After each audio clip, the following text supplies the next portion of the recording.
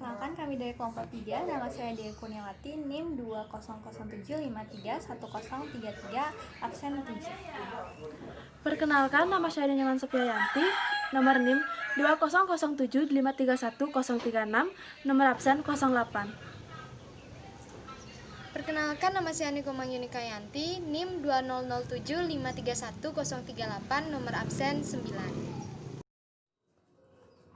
Di sini kami akan membahas 4 materi, yaitu uang perdagangan dan spesialisasi, pelaku-pelaku kegiatan ekonomi, sirkulasi aliran pendapatan, dan mekanisme pasar. Materi pertama mengenai uang, perdagangan, dan spesialisasi akan dibahas oleh saya sendiri. Perekonomian dunia telah mengalami perubahan yang sangat drastis dalam 2,5 abad kebelakang ini. Mula-mula, perubahan terjadi pada negara-negara maju, namun semenjak Perang Dunia Kedua terjadi, perubahan-perubahan mulai terjadi pada negara-negara berkembang yang mengalami corak perubahan ekonomi yang sangat nyata. Kegiatan perdagangan yang pertama efisien menimbulkan pula perkembangan spesialisasi dalam kegiatan memproduksi. Bertambah pentingnya, peran perdagangan dan spesialisasi kegiatan memproduksi merupakan ciri penting suatu perekonomian modern. Adapun 3 kegiatan yang dijalankan dalam suatu masyarakat yang relatif primitif. Yang pertama yaitu produksi untuk memenuhi kebutuhan diri sendiri. Yang kedua yaitu perdagangan barter. Dan yang ketiga yaitu pola perdagangan perekonomian subsisten.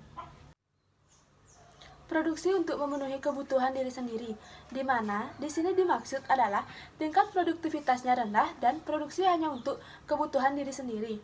Perdagangan sudah berlaku, namun masih dalam skala yang rendah. Produksi ini berupa bercocok tanam, menangkap ikan, berburu, dan lainnya. Selanjutnya adalah perdagangan barter. Di dalam perekonomian primitif atau subsisten, perdagangan dilakukan secara barter, yaitu perdagangan secara pertukaran barang dengan barang. Dalam barter ini haruslah wujud keadaan di mana seseorang ingin menukar barang yang dihasilkannya dengan barang lain. Seseorang yang memproduksi barang yang diinginkan oleh orang yang pertama dan bersedia menukarkan barang tersebut dengan yang dihasilkan orang yang pertama. Yang terakhir adalah pola perdagangan ekonomi subsisten. Pada masa sekarang ini, perdagangan tidak lagi menggunakan sistem barter, namun uanglah yang digunakan sebagai alat untuk melakukan tukar-menukar, yaitu uang digunakan untuk melancarkan kegiatan perdagangan. Mereka hanya perlu menjual hasil produksi di pasar, dan dengan uang yang diperolehnya dari hasil penjualan tersebut, sekarang dapat membeli barang yang diinginkan. Dengan demikian, kesesuaian ganda dari keinginan bukan lagi syarat yang perlu untuk mewujudkan perdagangan. Di dalam pola kegiatan perekonomian uang, terdapat 2 aspek yang perlu diperhatikan. Yang pertama yaitu ciri-ciri perekonomian uang, yang kedua yaitu peran spesialisasi dalam mengembangkan perdagangan. Ciri-ciri perekonomian uang. Perekonomian yang telah menggunakan uang sebagai perantara dalam kegiatan tukar-menukar atau perdagangan dikenal sebagai perekonomian uang. Secara umum, kemajuan ekonomi akan menyebabkan peranan uang menjadi semakin lebih penting dalam perekonomian. Penggunaan uang telah memungkinkan mereka melakukan spesialisasi, yaitu setiap orang tidak lagi menghasilkan barang dan jasa yang diperlukan, tetapi mengkhususkan menghasilkan barang atau jasa yang dapat disediakan dengan lebih efisien. Adapun contoh spesialisasi dalam perekonomian uang adalah sebagai berikut. Bagan tersebut menggambarkan contoh sederhana dari spesialisasi dan perdagangan dalam perekonomian uang.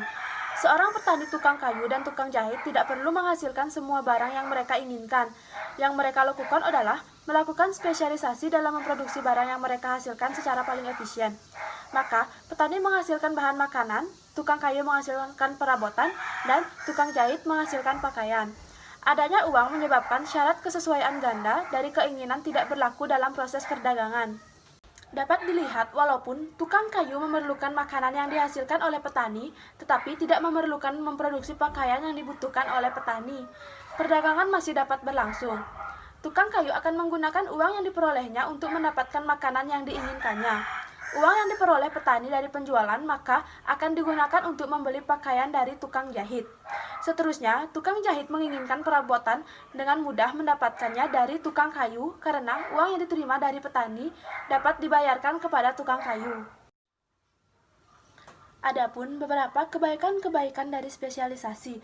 Yang pertama yaitu mempertinggi efisiensi penggunaan produksi, di mana di sini dimaksud suatu daerah atau negara tidak perlu menghasilkan barang yang dibutuhkan, tetapi cukup melakukan spesialisasi dalam kegiatan yang paling menguntungkan negara atau wilayah tersebut.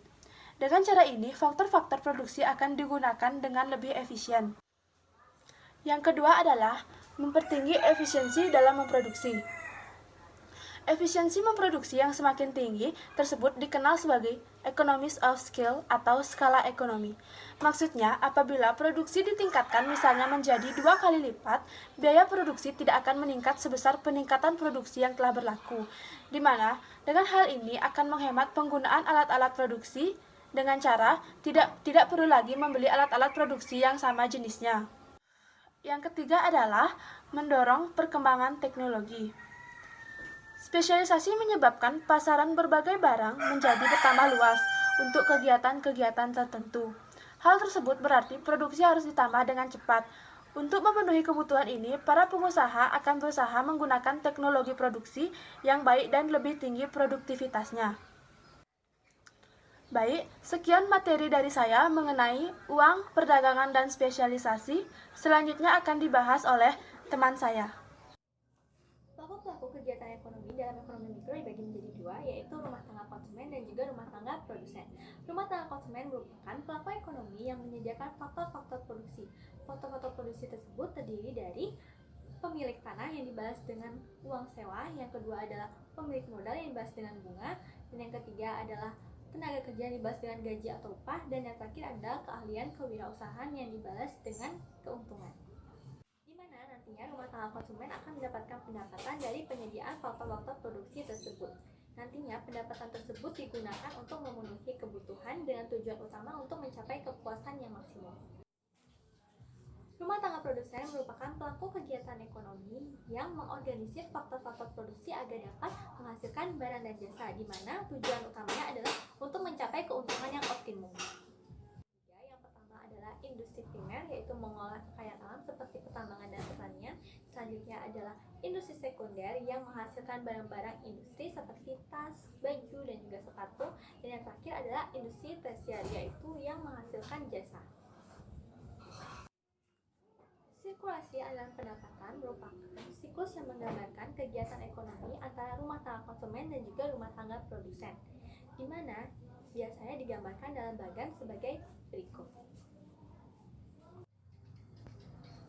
Terlihat rumah tangga konsumen menawarkan faktor-faktor produksi kepada rumah tangga produsen, di mana nantinya rumah tangga produsen akan membalasnya dengan gaji, upah, sewa, bunga, dan juga keuntungan.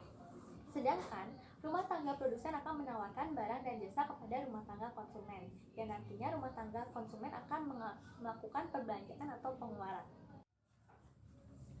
Sedangkan sirkulasi aliran pendapatan dan ekonomi pasar dapat dilihat pada bagian berikut ini. Terlihat penambahan yaitu pasar barang dan juga pasar faktor-faktor produksi, di mana pasar barang merupakan tempat antara penjual dan juga pembeli saling berinteraksi untuk menentukan harga dan juga kuantitas dari barang yang akan dijual ataupun dibeli.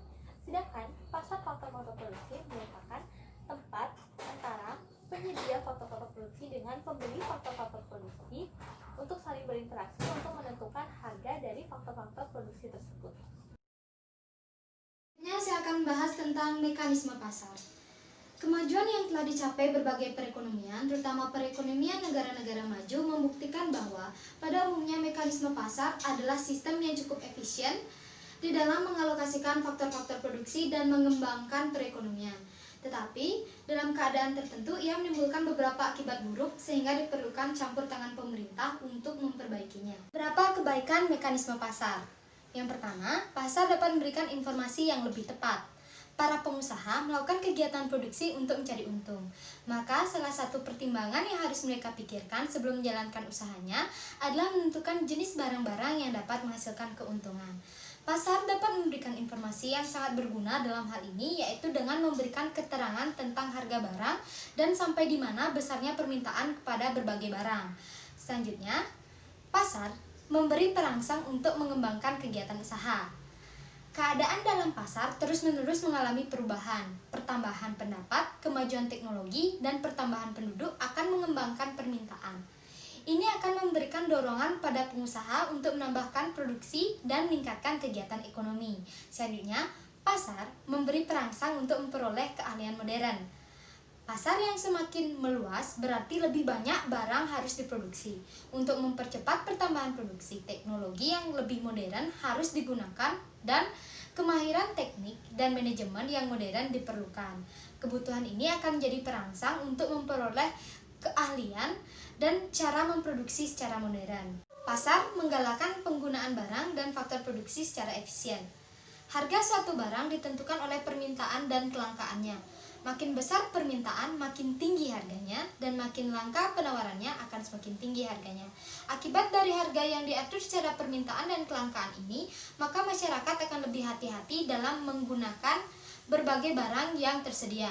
Keadaan yang sama juga berlaku dalam menggunakan faktor-faktor produksi.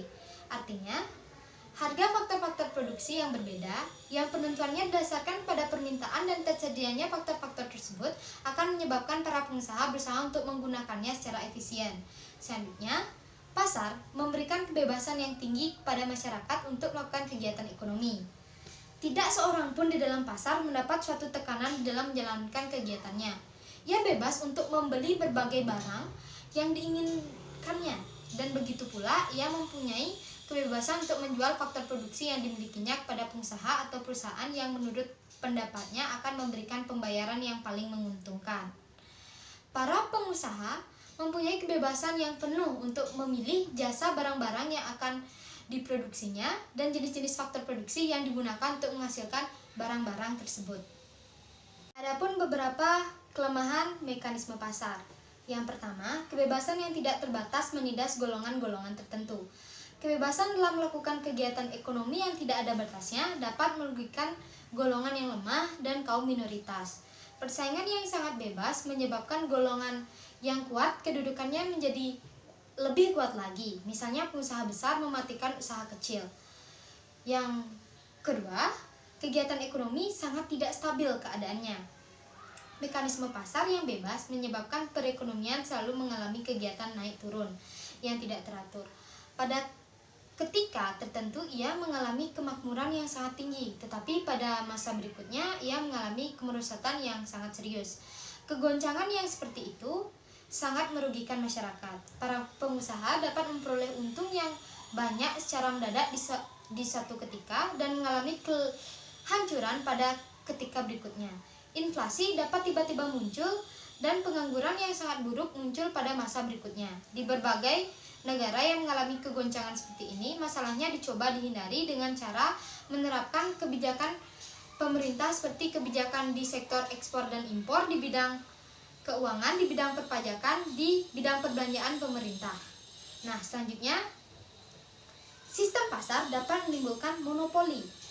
Tidak selalu mekanisme pasar itu merupakan suatu sistem pasar persaingan sempurna, di mana harga dan jumlah barang yang diperjualbelikan ditentukan oleh permintaan pembeli dan penawaran penjual yang banyak jumlahnya. Dalam perekonomian yang sudah sangat modern seperti di Amerika Serikat, Jepang, dan perekonomian negara-negara Eropa Barat atau beberapa perusahaan raksasa dapat menguasai pasar. Mereka mempunyai kekuasaan yang sangat besar di pasar dalam menentukan harga dan menentukan jenis dan jumlah barang yang ditawarkan.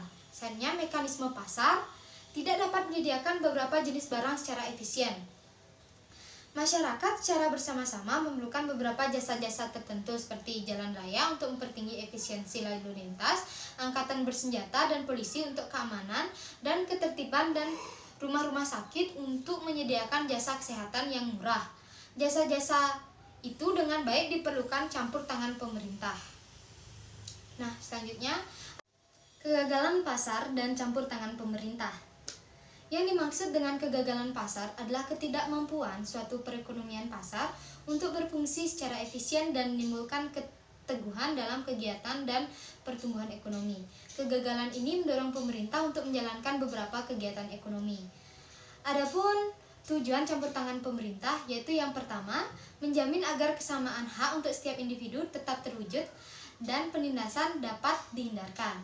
Yang kedua, menjaga agar perekonomian dapat tumbuh dan mengalami perkembangan yang teratur dan stabil. Yang ketiga, mengawasi kegiatan perusahaan, terutama perusahaan-perusahaan besar yang dapat mempengaruhi pasar agar mereka tidak menjalankan praktek-praktek monopoli yang merugikan. Yang keempat, menyediakan barang bersama, yaitu barang-barang seperti jalan raya, polisi, tentara, yang penggunaannya dilakukan secara kolektif untuk masyarakat untuk mempertinggi kesejahteraan sosial masyarakat. Yang kelima, mengawasi agar eksternalitas kegiatan ekonomi yang merugikan masyarakat dihindari atau dikurangi masalahnya.